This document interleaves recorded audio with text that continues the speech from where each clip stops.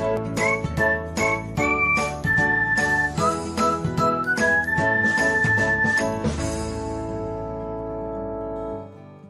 everyone, welcome back to another episode of Technologyglance. Today, in this video, I am going to guide you through how you cannot allow video notification on Facebook Lite. So, let's get started. Firstly, open Facebook Lite app in your device. Then tap on three lines icon. Next, tap on settings. After that, tap on notifications. Then tap on video. Next, you can see the option of allow notification on Facebook. Turn off it by tapping on it.